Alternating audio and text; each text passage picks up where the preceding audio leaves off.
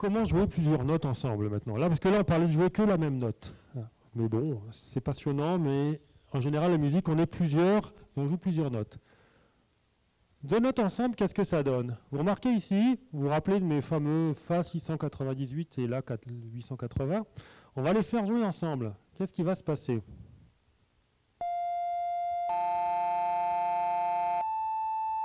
Vous entendiez ce grésillement qu'il y a quand il y a les deux en même temps? Vous avez apprécié? Je vous le remets une fois.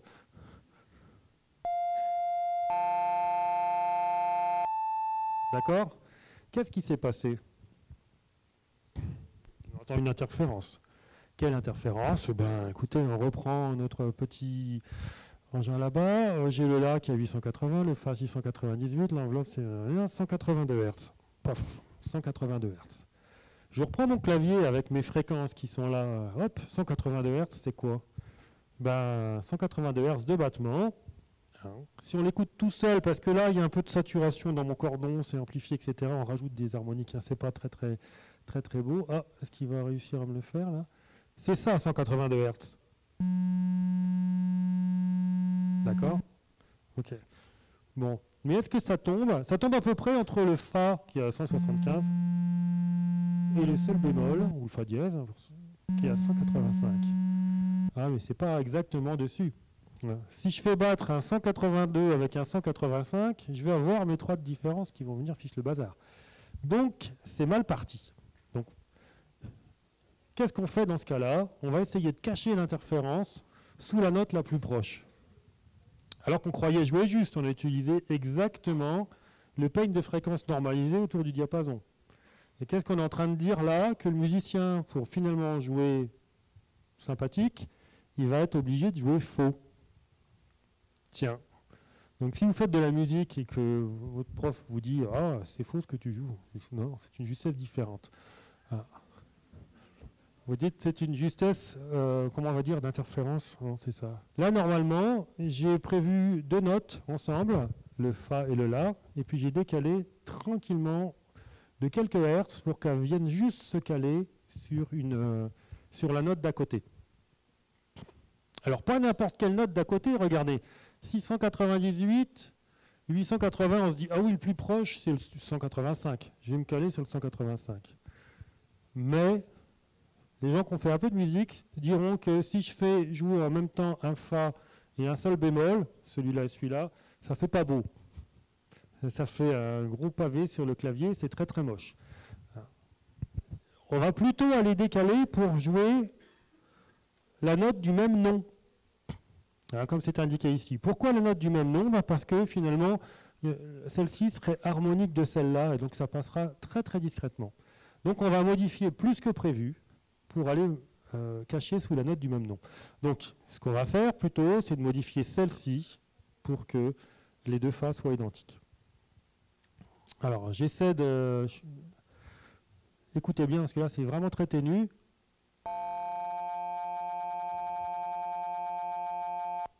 Vous l'entendez, le Fa grave? Après, je vous le remets. Au début, on entend une espèce de grondement qui est légèrement au demi-ton, et hop, on l'entend qui rebaisse. Je vous le remets encore une fois parce que c'est vraiment ténu.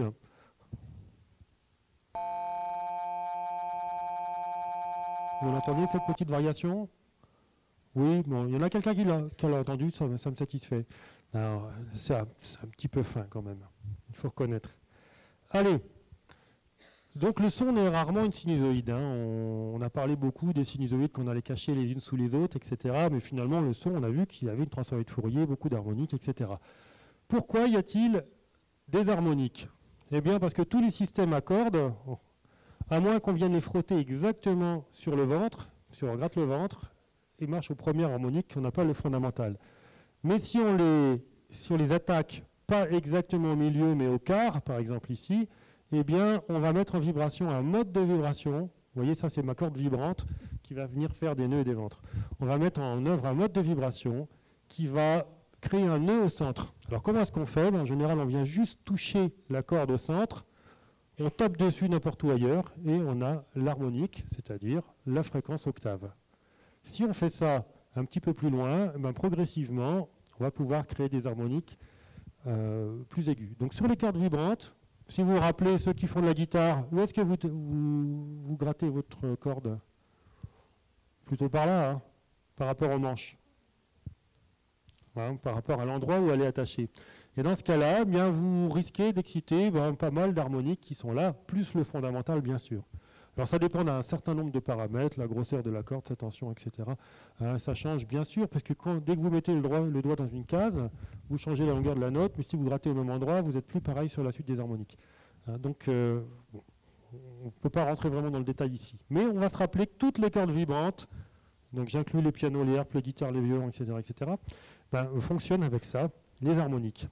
Et dans les pianos, eh bien, il y a premièrement les harmoniques aussi, parce que si vous regardez les marteaux des pianos, on ne les voit pas, ils sont tous là normalement, ils sont tous en ligne.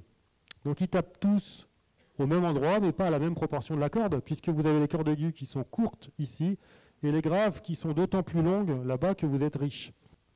Alors si on regarde maintenant ce qui se passe pour un clavecin, c'est encore mieux, parce que clavecin, c'est en gros l'ancêtre du piano, il avait des touches et des cordes, pareil.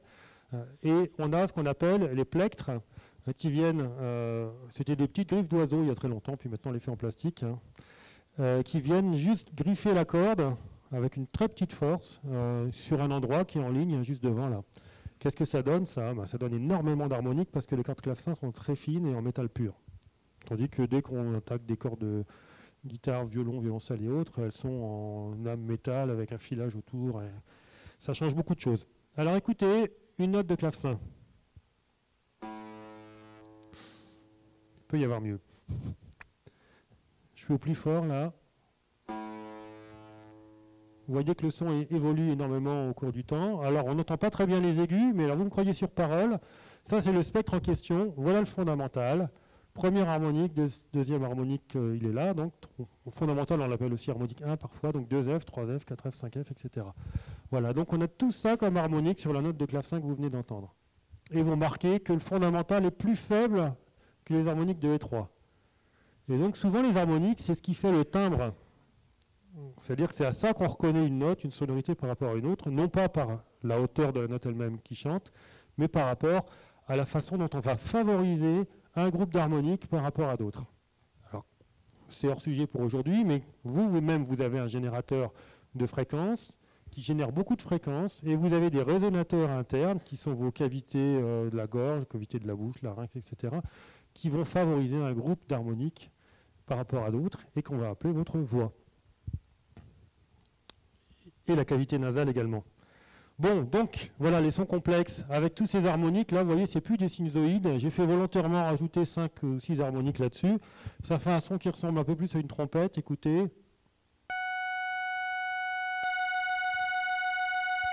Bon, conclusion, on les entend encore, les harmoniques. Donc, même quand on joue la trompette, ça veut dire qu'il faut penser à jouer à peu près juste. Bon, comment on va cacher les interférences? Il y a différentes options. Si tous les demi-tons sont égaux, rien n'est juste. On est d'accord? Vous êtes convaincu de ça maintenant? Dès que je vais jouer deux notes ensemble, ça va me créer une harmonique, une interférence qui va aller tomber au mauvais endroit. Donc ça ne va pas marcher. C'est ce qu'on appelle le clavier tempéré. Lapsus, ceux qu'on fait du piano, qu'on jouait du Bach. Bach a écrit deux volumes qui s'appellent le clavier bien tempéré. Qu'est-ce qu'on a trouvé comme intérêt à ça? Si tous les demi-tons sont égaux, peu importe là où je commence, la musique sonne pareil, c'est des rapports de hauteur entre les fréquences. Avant, on ne pourrait pas dire que ce n'était pas possible, ce n'était pas souhaité. On pourra faire une querelle après là-dessus. C'était parfaitement connu, mais ce n'était pas souhaité de faire les demi-tons égaux parce que rien n'est juste. Mais on a des moyens de le cacher, on a d'autres moyens de le cacher. Si, je reviens un peu là-dessus. Comment est-ce qu'on le cache? On peut aussi faire des faux résultats d'interférence. C'est-à-dire, vous voyez cette espèce de vibration, et je change juste le terme un peu, ça fait vibrato. Ça y est, vous avez compris. Si je fais un vibrato qui est plus important que celui qu'aurait créé mes notes, j'arrive à cacher le problème. Voilà. Ça, c'est une autre façon de faire. Donc on peut jouer à plusieurs, et quand on n'est pas très nombreux, on fait un fort vibrato. On finira bien par se croiser sur la justesse à un moment. Je vous donne des trucs de musiciens là. Alors, mais si on raisonne un peu en mathématiques sur les instruments qui n'ont pas la possibilité de s'accorder du tout, c'est-à-dire je pense à un orgue par exemple. Un orgue, les gens viennent régler la longueur des tuyaux, il passe une fois par an et c'est terminé, quand on a de la chance. Les quintes sont justes. On peut décider, par exemple, on va faire toutes les quintes parfaitement justes, c'est-à-dire le rapport 3/2, pardon, par rapport à la fréquence d'avant. Ils sont justes tant qu'on peut, parce que quand on va empiler les quintes, on va se rendre compte qu'on va retomber sur d'autres notes, et puis après, on ne pourra plus les rendre justes. Alors qu'est-ce qu'on va faire? On va privilégier certaines tonalités qui sonneront justes, ça veut dire qu'ils utiliseront les intervalles sur lesquels on aura réglé la justesse harmonique, donc la vitesse mathématique. Et puis on va essayer de cacher les autres. Alors on va cacher les écarts trop importants, hein, ces écarts qui vont faire des interférences désagréables. On va les mettre dans des intervalles rares, et ils sont normalement très rares. Hein. On essaie de ne pas les jouer dans la musique, donc on va demander au compositeur, qui est au courant du problème, de passer rarement par là. Hein, de ne pas obliger le musicien à jouer ces intervalles-là, ou alors, il va le faire à un endroit extrêmement dramatique, où il faut qu'on ait très peur. Et ça marche. Hein. C'est vraiment ce qui se passait à l'époque. On appelle d'abord ces quintes qui sont mal casées dans les endroits où c'est très très très faux, hein, beaucoup plus faux que tout ce que je vous ai fait entendre jusque-là. On appelle ça des loups, tout simplement, parce que ça hurle. Voilà.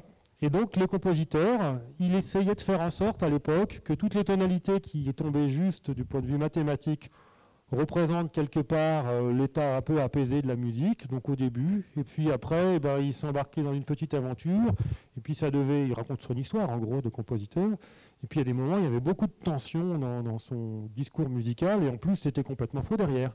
Et puis à la fin, il retourne à son état final, tout happy end, quelque part, tout est apaisé, il retourne dans la tonalité où les mathématiques sont un peu plus clémentes avec l'auditeur.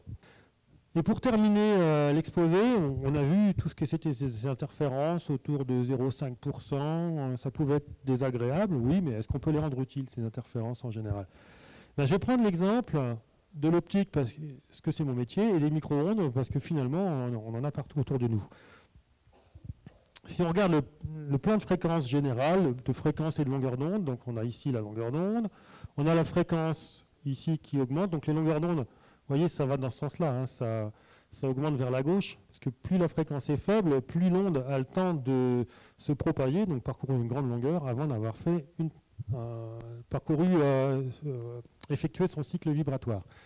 Donc, les ondes et les fréquences varient en sens inverse, les longueurs d'onde et les fréquences varient en sens inverse l'un de l'autre.